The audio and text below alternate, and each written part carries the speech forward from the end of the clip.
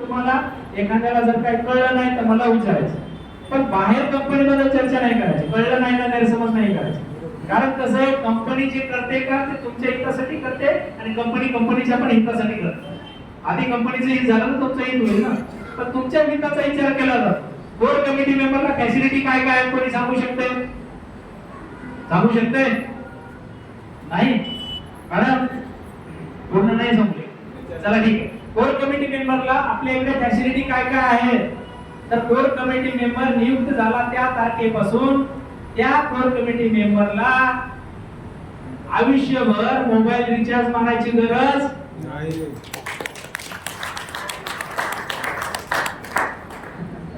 चांगला फायदा आहे ना? Yes yes. आत्महत्या करून होतं म्हणा. चला ठीक आहे. त्याच्यानंतर दुसरा फायदा असा आहे की कोर कमिटी मेंबरला मासिक बैठकीला दर महिन्याला बोलवलं जातंय. बरोबर आहे? दर बैठकीला जर मासिक बैठकीला कोर कमिटी मेंबर हजर राहिला तर त्याला 500 रुपये भत्ता दिला जातो या महिन्याचा. मिळतोय ना तुम्हाला?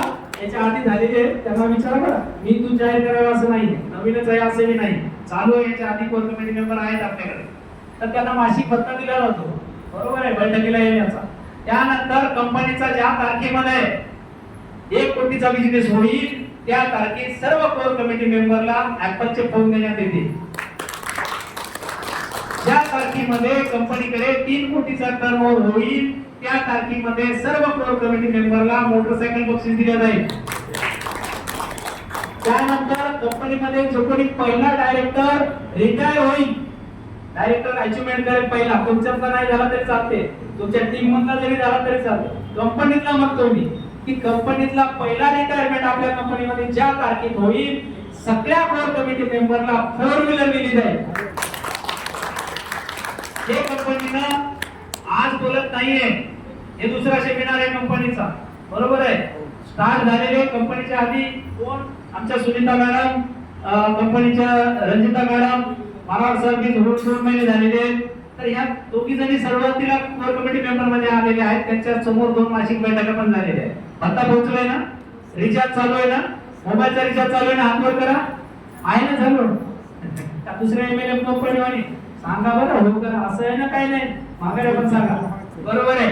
तर अशा पद्धतीने कंपनी कोर कमिटी मेंबरचा फायदा करते. तर अधिकार काय देते कंपनी? नुसतं हे देतो म्हणते का? नाही. अधिकार काय दिला कोर कमिटी मेंबरला? की दर मासिक बैठकीमध्ये कंपनीचा आढावा बैठक होत असते. त्या आढावा बैठकीमध्ये एखाद्या प्रोडक्टची किंमत वाढवायची असेल, एखाद्या प्रोडक्टची किंमत कमी करायची असेल किंवा नवीन प्रोडक्ट लॉन्च करायचं असेल तर हे करायचं का ते करायचं, कंपनी ह्या कोर कमिटी मेंबर पुढे ठेवत असते आणि ह्या कोर कमिटी मेंबरने त्याच्यावर निर्णय घ्यायचा असते की कुठलं प्रोडक्ट आपल्याला घ्यायचं का नाही घ्यायचं, लोकांच्या भल्याचं आहे का नाही आहे, कंपनीच्या हिताचं आहे का नाही आहे, हे कोण सांगायचंय? कोर कमिटी मेंबरने सांगायचंय. आणि जर कोण कोर कमिटी मेंबर मध्ये एकमत होत नसेल एखाद्या विषयावर आणि त्याच्यामध्ये जर समजा 21 पैकी 11 जर कोर कमिटी मेंबर म्हणले की ही गोष्ट करा सर, तर जे 11 लोक म्हणतील तीच गोष्ट कंपनी करेल. एवढं पण मी ग्वाही देतो तुम्हाला.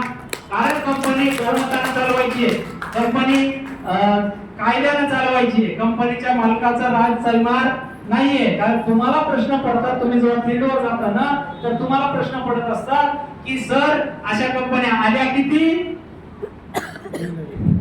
गेल्या किती, इथं खेड्यातून आली मग. बरोबर आहे? तुम्हाला प्रश्न पडतात की नाही? जेव्हा तुम्ही फील्डवर जाता, तुम्ही आपल्या कंपनीचा प्लॅन सांगता, तर पहिला प्रश्न असतो नेटवर्करचा की अशा कंपन्या आल्या किती, गेल्या किती. त्या आल्या किती, गेल्या किती, का गेल्या आणि का आल्या हे तुम्हाला माहिती आहे जास्त माझ्यापेक्षा. बरोबर आहे? तर त्याच्यामध्ये कारण काय असतात, तिकडे नाही जायचं आपल्याला. त्याचं कारण असते की तिथं मालक मनमानी करत असतो. कोर कमिटीचे मेंबर तुम्हाला नावाला केलेलं असते, तुम्हाला माहिती नसते मालक त्याचा काय निर्णय घ्यायचा. दर महिन्याला भविष्यात भारतात जरी कंपनी गेली, विदेशात जरी कंपनी गेली, तर दर महिन्याला कोर कमिटी मेंबरला सीएमडी भेटणार म्हणजे भेटेल की नाही? भेटेल की नाही? कोर कमिटी मेंबरला भेटेल की नाही मीटिंग मध्ये? कारण मीटिंग तोच घेणार आहे, तुमचीच घेणार आहे. मग तुमची भेट कायमची सीएमडी संग आहे की नाही? हा अधिकार आपल्या कंपनीमध्ये कोर कमिटी मेंबरला दिलेला आहे आणि तो त्यांचा कायम राहणार आहे. दुसरी गोष्ट, जशी आपण हे महाराष्ट्राची कोर कमिटी आहे, cashback Maharashtra state core committee आहे, तशी आंध्राची कोर कमिटी राहील, तशी तेलंगणाची कोर कमिटी राहील, तशी गुजरातची कोर कमिटी राहील, तशी राजस्थानची कोर कमिटी राहील. भारतामधल्या सगळ्या राज्याची 21 लोकांची कोर कमिटी राहील आणि त्या 21 लोकांमधून एक परत माणूस निवडला जाणार आहे आणि तो भारताच्या कोर कमिटीचा मेंबर राहील. हे आज मला सांगा, ही गोष्ट किती दिवसानंतरची होणारी आहे? 5 वर्ष लागतील, 2 वर्ष लागतील की नाही? म्हणजे कंपनीचं विजन कसं आहे तुम्हाला वाटतंय? एकदम विजन आहे का कंपनीचं? एवढा विचार केला तुमच्या डोक्यात, तुम्हाला समजलं नाही हे काय चालू आहे, हे काय सांगताय? कारण हे तुम्ही कुठल्या कंपनीत ऐकले का? नाही ऐकलं. एवढ्या जवळून ऐकलं, एवढी डिटेल माहिती ऐकली तुम्ही? अजिबात नाहीये. ही कंपनी तुम्हाला एवढं सोबत घेऊन चालते, कंपनी तुम्हाला चालवायची आहे. त्यामुळे कंपनी तुम्ही जरा मार्केटिंग करता, छाती ठोकपणे सांगत जा लोकांना की ही कंपनी पळून जाणारी नाही. मग बरोबर आहे?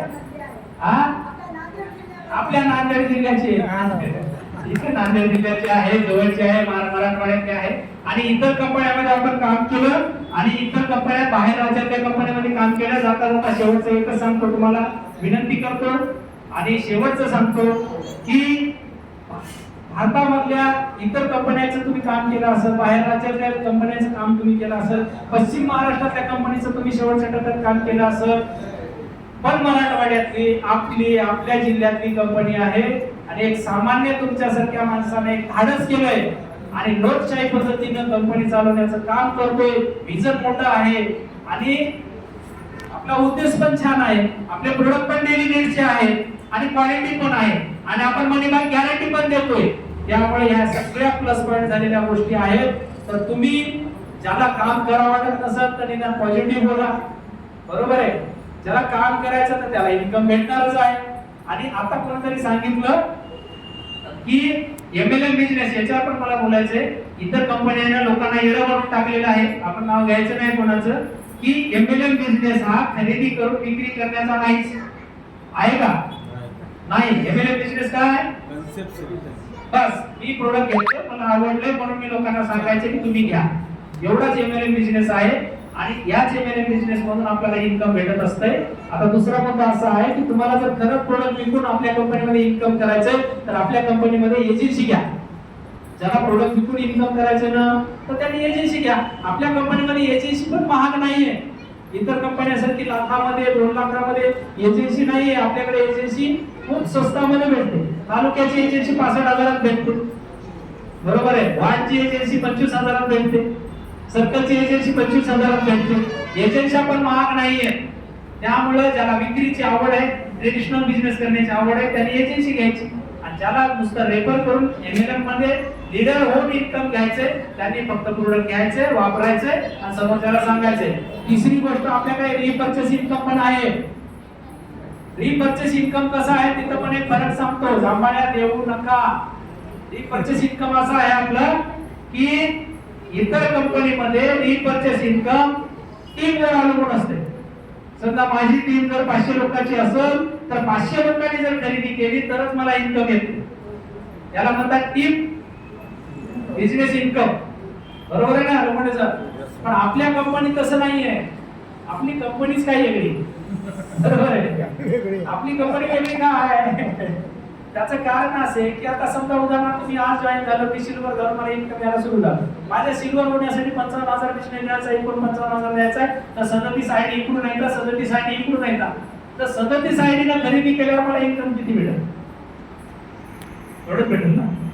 मग माझ्या खिशात जर पैसे नाही आले तर मी कंपनीचं काम कसं कराल का? नाही करणार. एमएलएम मध्ये खालच्या स्तराच्या माणसाच्या काही इन्कम खिशामध्ये जास्त केलं पाहिजे, तरच वरचा माणूस आपोआप मोठा होत जातो. याच्या खिशात जर रुपया नसेल समजा आणि मला प्लॅन द्यायला जायचे, कशाने जाणार मी? ऑटोला भाडं द्यायला पैसे लागतील ना, गाडीत पेट्रोल टाका पैसे लागतील ना.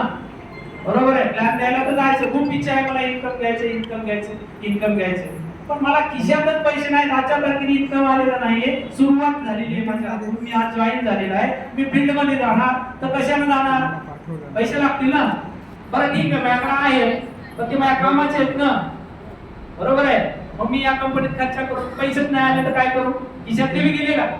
म्हणून खालच्या लेवलच्या लोकांना इन्कम मिळालं पाहिजे आणि ते इन्कम देण्यासाठी कंपनीने वेगळी सिस्टीम वापरली की टर्नओव्हर जे काही कंपनीचा अख्खा टर्नओव्हर आहे रिपर्चेसचा, त्या अख्ख्या टर्नओव्हरवर जेवढे सिल्वर पदावर येतील त्या सिल्वर पदावर 7% तुम्हाला रिपर्चेस इन्कम दिलं जाईल. त्याच्यानंतर सिल्वर, सुपर सिल्वर, त्याच्यानंतर गोल्ड आणि सुपर गोल्ड पदावर 5% इन्कम दिलं जाईल. त्याच्यानंतर डायमंड आणि सुपर डायमंड पदावर तुम्हाला 3% इन्कम दिलं जाईल. बरोबर आहे. आता सगळ्या पुन्हा कोर कमिटीचा विचार केलाय कंपनीने की रिपर्चेस वर सुद्धा कोर कमिटी मेंबरला एक्स्ट्रा 2% इन्कम दिलेलं आहे कंपनीनं. मॅडम लक्ष द्या पूर्णतः. बरोबर आहे, कारण प्लॅनच पूर्ण मी इथे शो करतोय शॉर्टकट मध्ये. कशाला लागते पीपीटी, कशाला लागतो गोल्ड, बरोबर आहे की नाही.